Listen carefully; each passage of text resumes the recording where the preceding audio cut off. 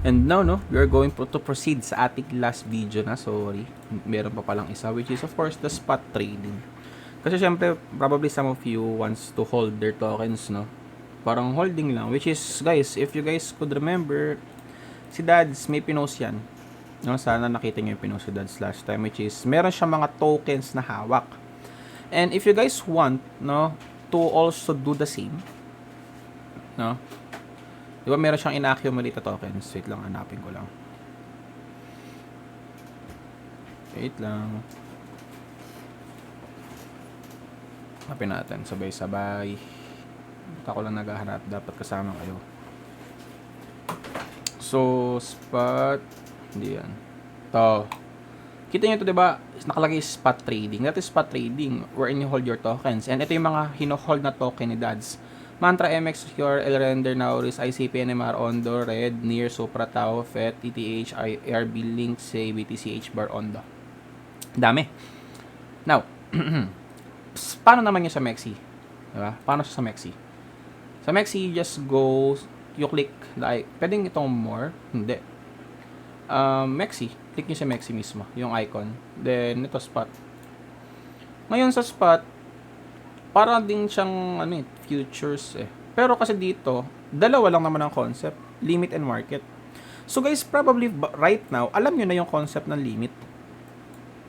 No? For example, when the price goes here, so, lipat tayo trading view, no?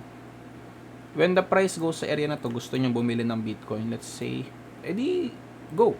So, what is the price here ng Bitcoin? So, limit tayo, 7183. So, sabihin, pagka nagpunta yan yung price ng Bitcoin, how much Bitcoin do you want to buy? Wala naman akong pera dito eh. But, yeah, you just click buy. Lalabas ito buy. Maglagay tayo ng counting money. $3 from FIA to spot. $3 lang. So, I have $3, right? Eto, pagka minax ko to, sabihin, bibili ako ng $3 worth of Bitcoin pag nagpunta siya dito. Click. Ngayon, nakaabang na order ko. But unlike futures, dito, hindi nyo kita. Di pa tayo original. Hindi nyo kita, no? Kung saan kayo nagpe-place ng order, unlike the futures one. But yeah, eto naman sa baba, nakalagay. Limit market. Nandito yung price na pagka nagpunta yung price, I want to buy $3 amount of Bitcoin. Ganun lang. Or, market. No? Market. So, market, as is, sabi ko, activation. Instant activate. Buy. Nakabuy na ako. Meron na ba akong Bitcoin? Meron akong open position. Ito siya. But, as you guys could see, ngayon, nakalagay, ito siya. Walang kahit anong klaseng price, diba? Wala. You guys have to wait. No? You guys have to wait. Kasi sa concept talaga, no? Dito, ayun. Kita nyo, naging Bitcoin na siya. Crypto BTC. Meron na ako.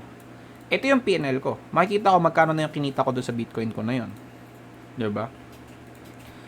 Sir, what if ayaw na namin na mag-hold ng Bitcoin? Gusto ko nang i-sell. Lipat kayo ng sell. Ngayon, ito yung available Bitcoin ko. Hindi na papalitan yan. No? Kunwari, umangat yung price hanggang dito. Pwede nyo na ibenta. Or, kayo bahala. Ako, ibibenta ko na siya. Ngayon na. Ayun, patay. Nag-negative pa ako, diba? Yun, sinell ko siya, but you have to wait. Kasi, sa Bitcoin, syempre, buy and sell ng Bitcoin, iba ang concept niyan, unlike sa futures. Ang future, when you buy and sell, instant yon. Pero sa spot, syempre, naghahanap pa yan ng seller.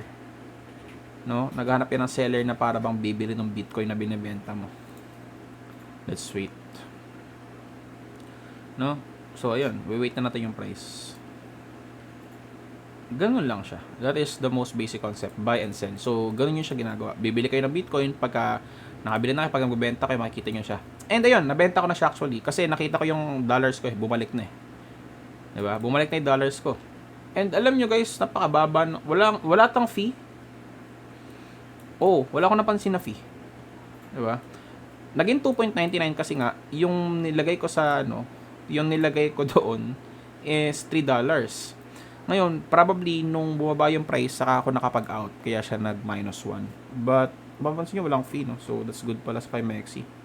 So, I believe that is all that you guys have to learn from me sa concept ng MEXC, pati spot market and futures, no? Pati concept ng mga big boss, ganyan. Thank you guys and see you sa next series ko. Ayan, digital this time. See you sa next series ko.